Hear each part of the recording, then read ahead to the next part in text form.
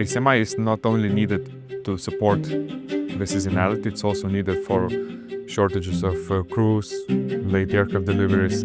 Entering into this area, into this continent is a strategic decision of a group in order to be covering different parts of the world. When you have a local and good establishment, you're also diversifying your activities into some RPT, charter operations, or in Australia it's more common name FIFO operations, fly in, fly out. The vision is to grow between 15 to 20 aircrafts within upcoming 3 to 5 years. It's a beauty of Airbus A320 family. Yeah? So 319, 320, 321 is something what we have within a group, and it's also very important for possibility to deliver the aircrafts depending on the seasonality in different regions. We are expecting to show how the typical ACMI product serves the market needs, and it's a benefit for the market. Now, when you look at Skytrans today, obviously you are operating 13 aircraft. You're also doing or recognizing the market where you specialize in RPT, which is regular public transport, charter services, and now you're venturing into ACMI in Australia as well as in Asia Pacific. Now, looking at your profile as well today, you're also rebranding. What does that signify for the future of the airline, and what are you hoping to communicate to the market? Yeah, the rebrand is like natural step after acquiring an airline, a small regional carrier, as mentioned with RPT operations, which is not very typical to our group activities, but since it is very regional and kind of fragmented operations, so it's not contradicting to ACMI offering, capacity offering to the market, which we're introducing not as a new service in the market, but as the service which we see has capacity to grow and to be expanded as an offering to the local carriers and surrounding carriers around the Asia Pacific region. So the rebranding is like natural step, as I mentioned, because it's post-acquisition and also extension of one of those existing carriers within a group, because we will also have a synergies with some outsourced functions from a SmartLinks European setup, which will be easier and better operations for us to run and more logical in order to have, cost-effective structure. So with the new brand in the market, we're kind of bringing the message about the new service together, of course, the existing operations. But the main focus is on what we are offering now as a group, as a part of the group, and the new. It's like a newborn baby with new service to the market. So fantastic. Now you mentioned being a part of this, being a part of the group, Avia Solutions Group, as a newborn baby, of course. Now the group today recognized, well in the industry now as the largest ACMI capacity provider, with AOCs all around the world. How does Skytrans, now being a part of the group, how does that enhance your position in Australia and, of course, in the Asia Pacific as you're now venturing, of course, into ACMI operations? Yeah, so entering into this area, into this continent is a strategic decision of a group in order to be covering different parts of the world, as you mentioned, and in order to have this opposite seasonality exchange units possibility. Belonging to the group, to such a big structure as the biggest ACMI provider in the world, of course, it helps because it brings credibility, because we have a back service and the group experience. So it's not like a totally new venture. You're, of course, at some point you're a newcomer, but that's why we acquired existing operations and existing company with local knowledge, which is very important. But so we're having this two elements, like existing operations, existing local people with very good and very much needed knowledge, and having the group behind with all the ACMI experience. You're entering as a newcomer, but with a solid background. So I believe this should be a much more smoother entrance into the market because it's really solid, and as I mentioned before, there are many synergies coming from the group, all the infrastructure what we have, procedures, policies, and so on. So being part of a group is very, very important. At the same time, we are establishing as a local AOC because SmartLink's European setup had already foreign AOC obtained some time ago. But since the market, Australian market and Asia Pacific market is so far away, local establishment brings much more credibility in terms of a contingency plan, and when you're local without a big time zone difference, you look different as a product and much more needed and much more reliable. So without local setup to be in that market, it's kind of, to my understanding, it's very difficult. That's why local setup is really bringing solid acceptance in the market, and the discussions even, it's different. It's not something what I would bring to the market in case you would need one aircraft or two aircrafts for some short term, but you're local with existing operations. It's not just that you're starting something and you will need some time to gain. So that's why I believe it should be. Now, very interesting there, and I want to dive a little bit deeper into the ACMI aspect. Obviously, you were speaking right now how your AOC, being the first Australian AOC within the group, and how that's a strategic move for the group to be able to serve capacity in the Asia Pacific and in Australia as well. Now, from your perspective and your position, what opportunities and or challenges do you foresee in terms of developing and growing your ACMI presence in Australia and, of course, in the Asia Pacific? We're a lot talking about seasonality and differences. So in Asia Pacific, it's one interesting and natural fact about this market is because they don't have so big difference in the seasonality compared, for example, to Europe, when it's a significant drop during winter season. In Australia, it's kind of flat throughout the year with some 5 to 6 peak periods. So it's good for existing operations or now developing ACMI operations of ours, that because it's ACMI is not only needed to support the seasonality, it's also needed for shortages of crews, late aircraft deliveries, or to serve peak. Yeah, so one of those, and there are some other conditions when it's required. But then you have existing operations which are kind of offering the base ground for ACMI needs, and later on you can also serve the peak seasons, especially when it's let's say from Europe, it's a low season, so you're able to bring on short-term capacity, and it more enables the group to utilize available capacity within a group. So this region was important from that perspective, and it should bring a bit more values and more opportunities to distribute our existing free available capacity.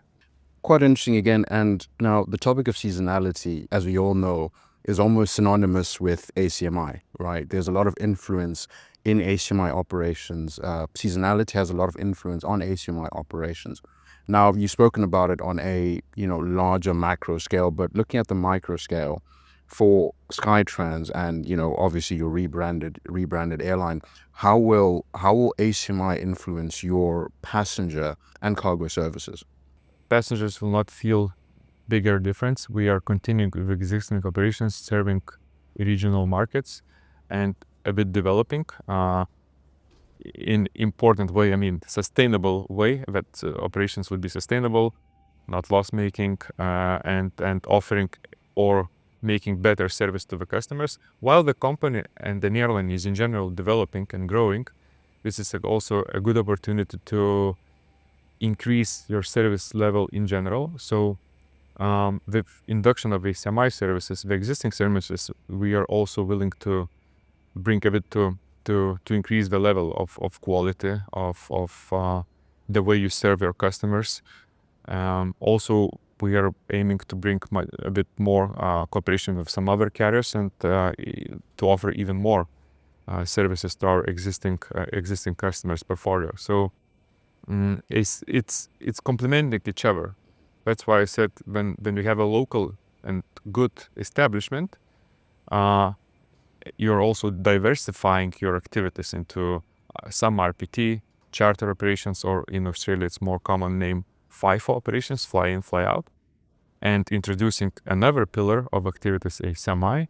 So the combination of several revenue pillars, it's just making the company more healthy and more strong and resilient from unexpected situations in the market. So I believe that's one of the most important things to do in the business, to have diversification. So. Now, you brought up diversification, a very interesting development, exciting development that recently came for the airline. Today, you're operating a fleet of 13 aircraft. This is the Dash 8-100s, Dash A300s, as well as the Cessna Grand Caravans as well. But you recently took on your first Airbus aircraft, the A319, which effectively puts you into that 120 and 150 seater capacity, right, as the first Airbus aircraft within your fleet. What is this? How significant is this for the airline? To develop ACMI activities, this is the selected type, the model of the aircraft. It's also possible maybe in the future we will be thinking about turboprop ACMI activities, but in general ACMI development will be with Airbus type. Airbus 319 as a main unit, what we are initially offering to the market. So of course, from turboprop existing operations to move to jet operations, to bigger aircraft, to different aircraft, it's a challenge, and at the same time it's a very interesting exercise for existing team and for the newcomers into our organization. So that's the task which is most important for the future development. And as you mentioned, just a bit more than a week ago, our initial first aircraft arrived to Australia, and now we're at the final preparation stages to get the aircraft inducted into existing AOC. So that's a significant change. We are collaborating and working a lot with authorities. The crew is now finalizing the training, so it's really exciting moment. I believe organization inside the organization there is a big belief, big hope, we're dreaming a lot because it brings much more opportunities. You're expanding and getting bigger, so that's a really exciting time for our organization and for our people. Still on this topic of diversification, obviously you also mentioned turboprop ACMI, but you've also announced that you'll be looking to expand your Airbus fleet to about 8 or 10 aircraft, within the coming years. What does that signify for the airline? And is this, more of a commitment to Airbus aircraft? First of all, Airbus, it's a beauty of Airbus 320 family. Yeah? So 319, 320, 321 is something what we have within a group, and it's also very important for possibility to deliver the aircrafts depending on the seasonality in different regions. With this type of aircraft, you're having different number of passengers, 319 up to 156, which is EasyJet configuration, so-called, or 320, which is 180, 186 seats, and 321, which is above 200. So you can diversify at the same time, depending on the customer's needs in the market. You can diversify the product which you're offering, and all this type of units we have experience within a group. It's narrow bodies which the group is focused on, and we will be able to deliver depending on a different timing, different customer needs. We will be able to bring all these types from the family perspective. So that's and also it's cargo aircraft 321 freighter, which we also have within the group, and there is a potential growth. For now, I foresee 1-2 aircrafts could be added within 1 year, based on the existing market needs. There are some developments in Sydney airport which potentially can expand this need in the market, because our big and main carrier is operating with this type of fleet. So it brings also even more opportunities in the future. Still on the cargo, you brought up cargo as well, where now obviously the introduction of your ACMI services comes with both PAX and cargo ACMI services, and you are exploring cargo opportunities in Australia and in Asia Pacific. Could you just expand more about what that looks like for the airline? It's again another diversification of a business. Of course, it's a bit different from passenger services. At the same time, at some point, it's less complicated, yes. But it brings also possibility to add cargo charter operations or also to be flying on behalf of other cargo carriers, which in this region, in this market, there are. Some of them are operating with bigger type of aircrafts, but also based on different seasonality, the smaller unit can be needed for the market. So it's another opportunity to expand and to diversify your business and also utilize group capacity. Now, another interesting development, especially in your expansion, you've recently joined and become a member of the IATA clearinghouse. How does that benefit your operations? IATA clearinghouse increases our sales channels and capabilities in terms of partnership. So IATA clearing, in order to sign interline or co-chair agreement, you need to participate in IATA clearinghouse due to the payment conditions and transactions between the carriers and the GDS global distribution systems. So for us as a regional carrier with turboprop operations, it's a really big achievement.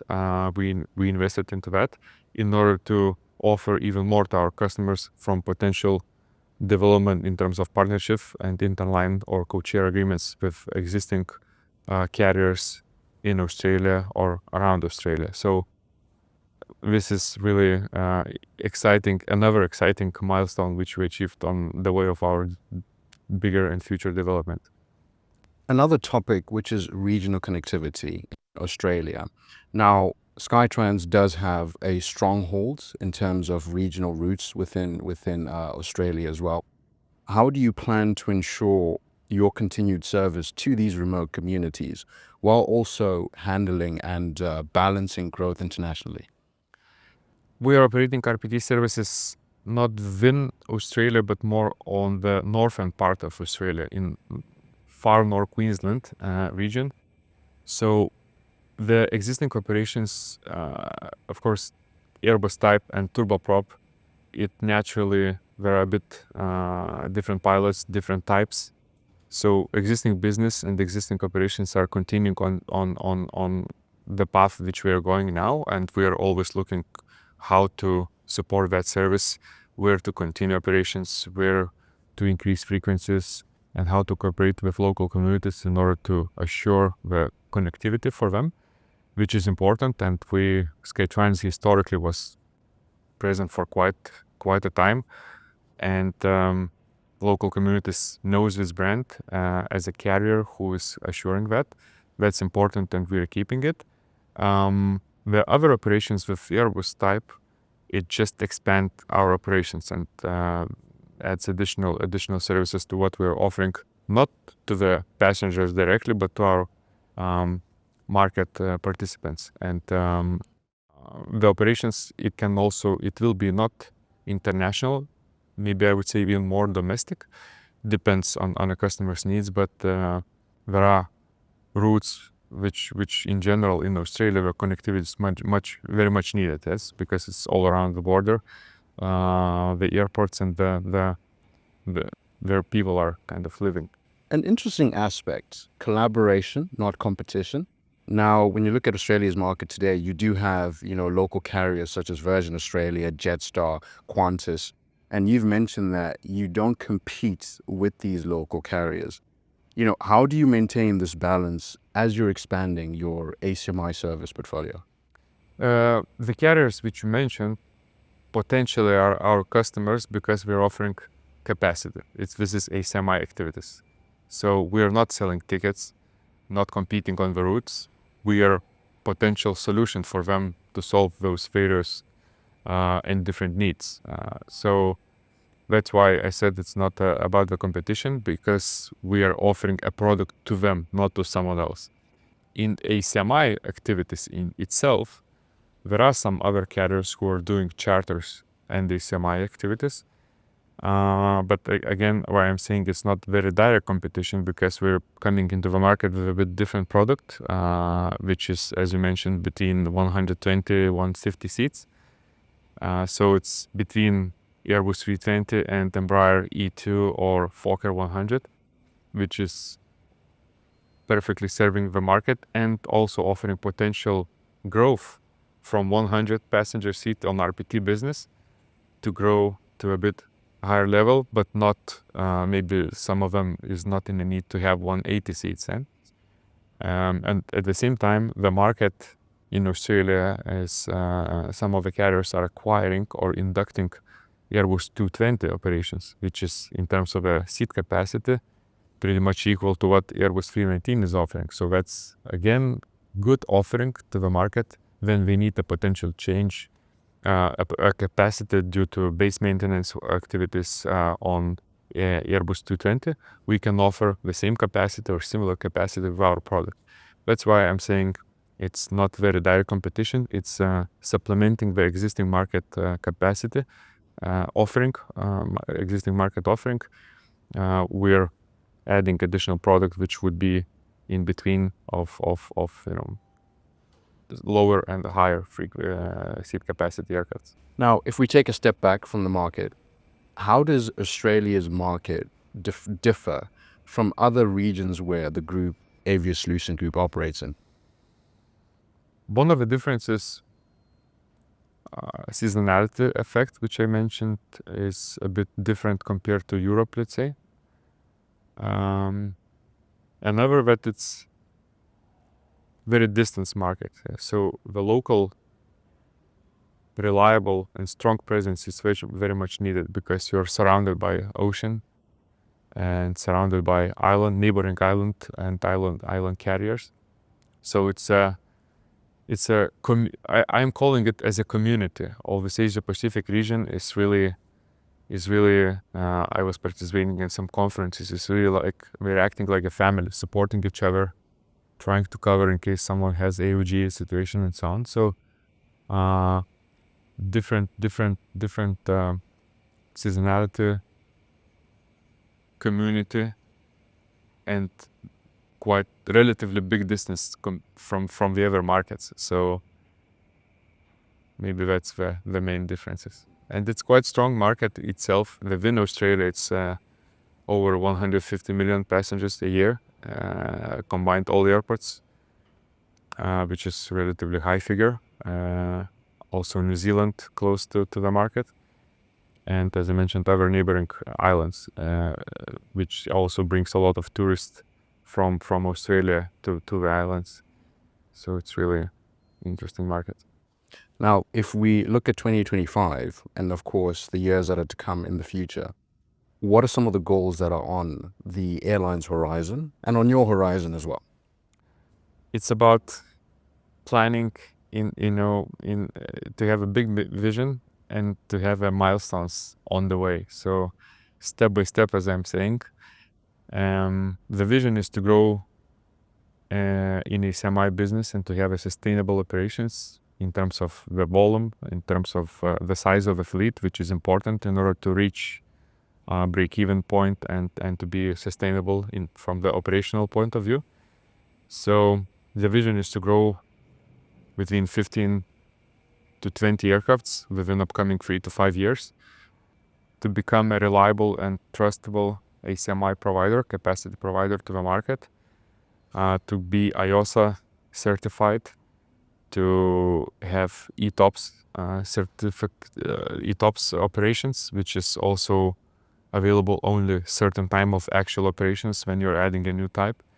It's a lot on the plate, and we need to carefully plan all this growth in order to be, as I mentioned, one of the most important and key element in order to be successful is to be reliable and good quality service provider to the market participants.